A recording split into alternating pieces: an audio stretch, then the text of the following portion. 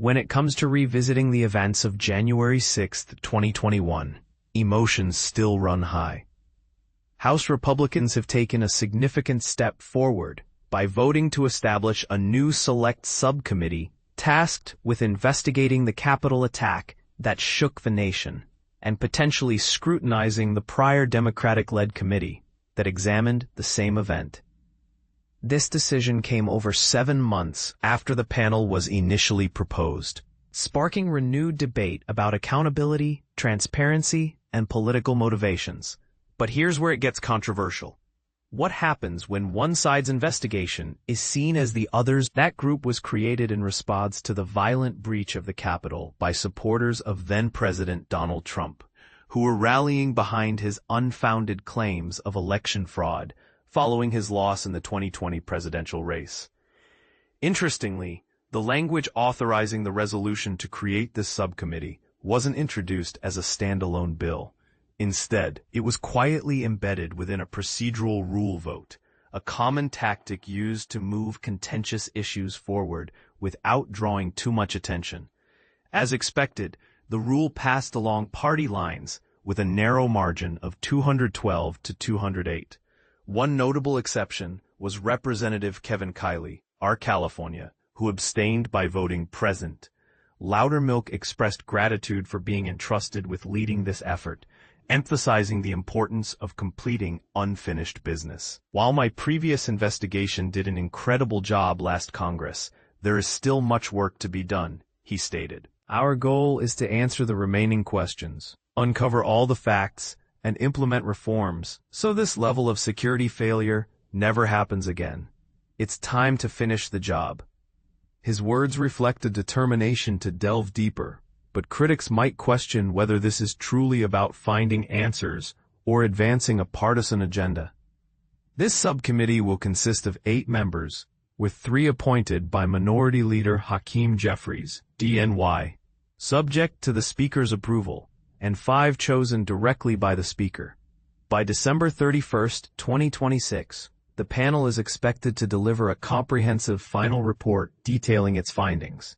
Notably, Loudermilk will wield full subpoena power, giving him significant authority to gather evidence and call witnesses. Although the idea for this panel was announced shortly after President Joe Biden's inauguration in January, its authorization faced lengthy delays. Republican leaders redirected their focus toward other legislative priorities, and disagreements arose between Loudermilk and party leadership over the scope of the panel's jurisdiction. However, support from former President Trump helped resolve these disputes, paving the way for the panel's creation. Leadership officially unveiled the resolution in July, signaling a renewed commitment to pursuing this line of inquiry. The subcommittee's mandate is broad, encompassing law enforcement matters and extending beyond just the events of January 6.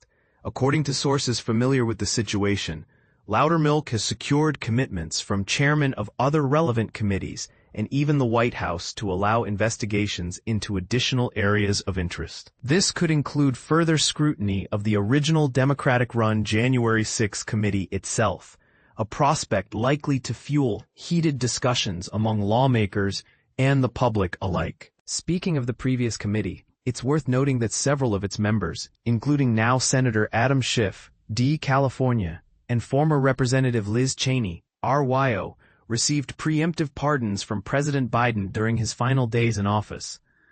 These pardons were issued amid concerns about potential legal repercussions stemming from their roles in the investigation.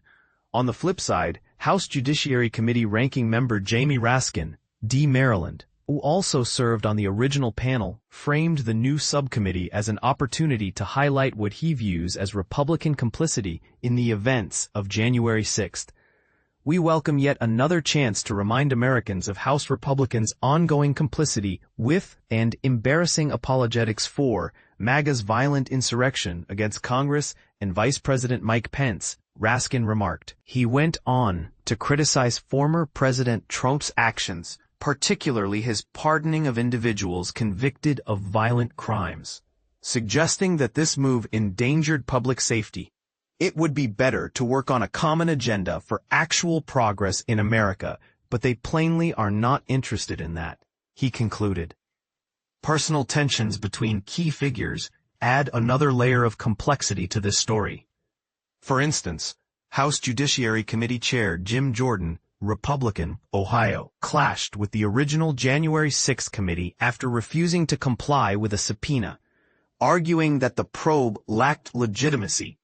Meanwhile, the panel had requested that Loudermilk voluntarily testify regarding a tour he conducted in the Capitol complex on January 5, 2021, a request he dismissed as an attempt to push a false narrative. In December 2024, the report accused her of witness tampering due to alleged communications with Cassidy Hutchinson, a key witness in the hearings.